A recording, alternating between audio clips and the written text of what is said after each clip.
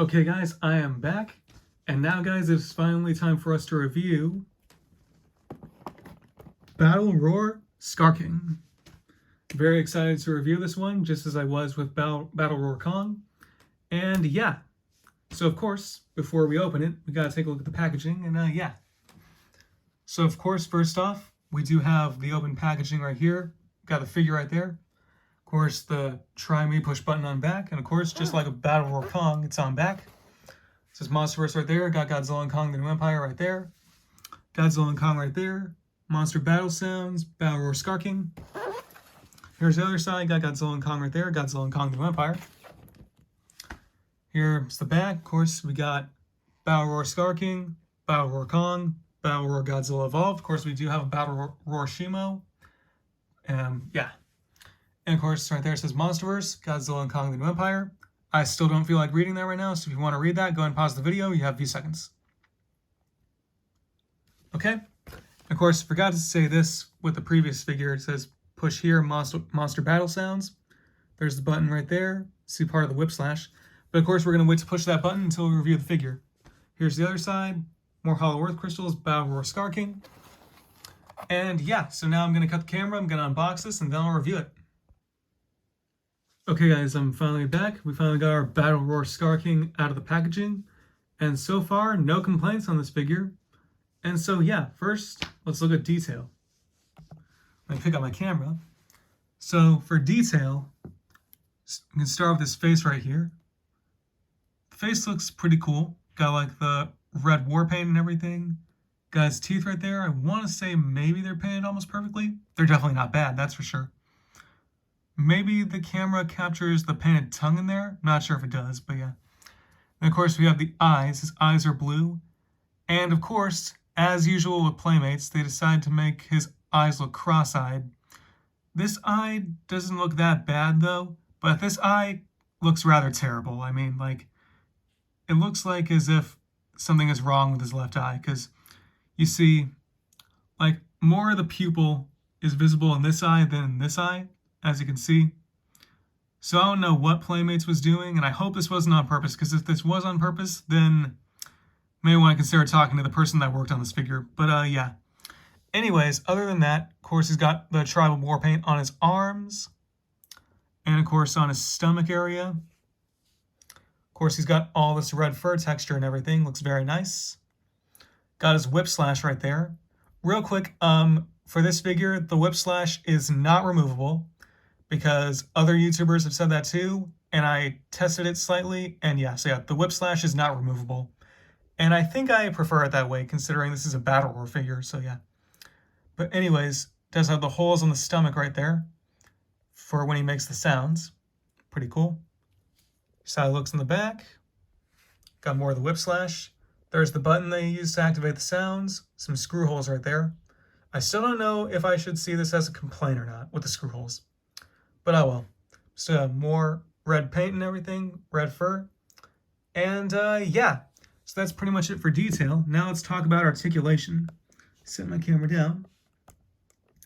Alright, so now for articulation, kind of pretty much the same deal as with the Battle Roar Kong. There's only articulation in just the arms and the legs, pretty much, and articulation is limited, so yeah.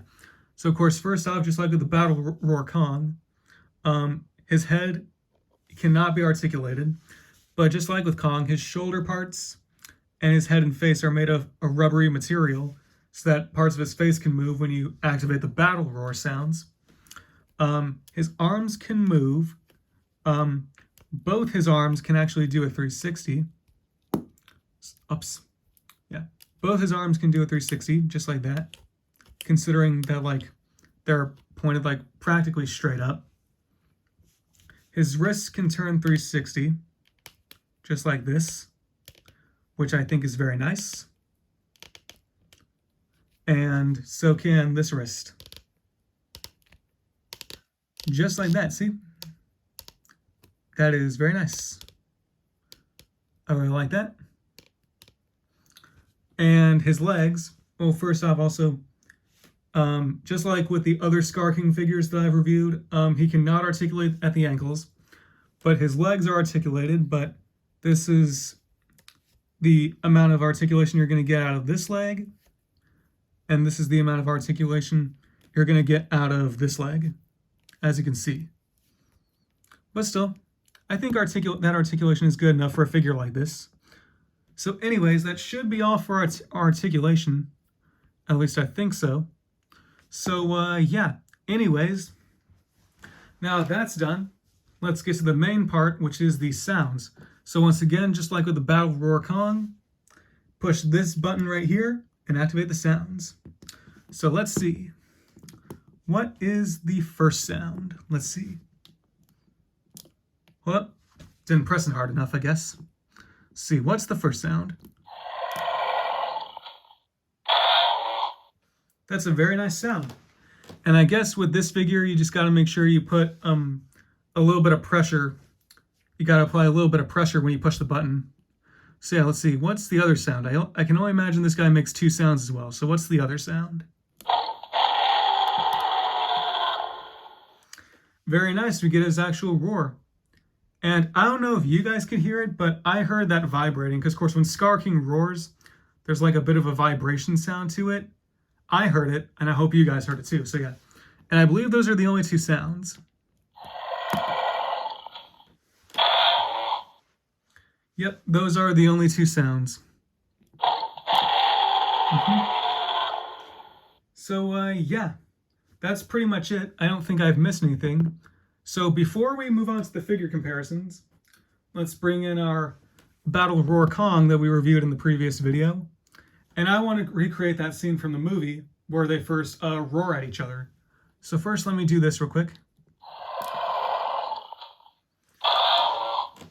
Now we can recreate that scene from the movie where they first roar at each other. So let's see.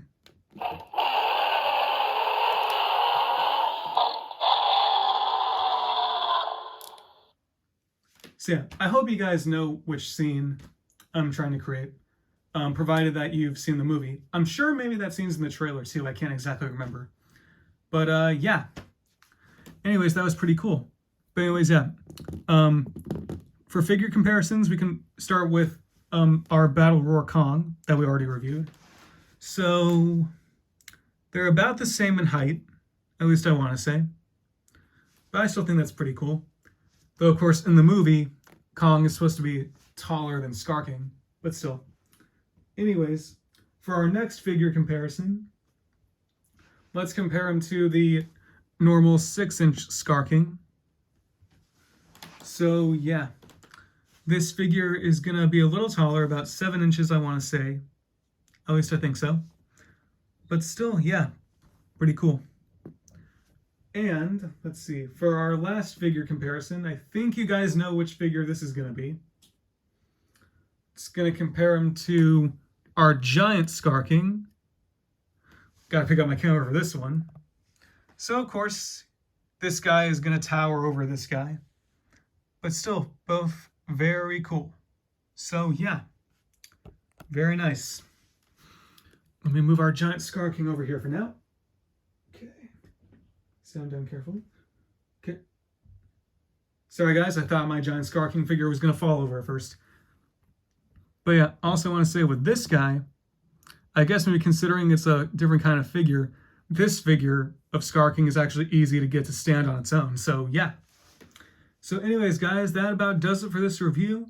I hope you liked it. And once again, hopefully, well, yeah, I will definitely eventually come across the Battle Roar Godzilla. And hopefully I can get my hands on that Battle Roar Shimo. But so, yeah, I will keep an eye out for those two. Once again, thank you for watching, and I will see you guys later.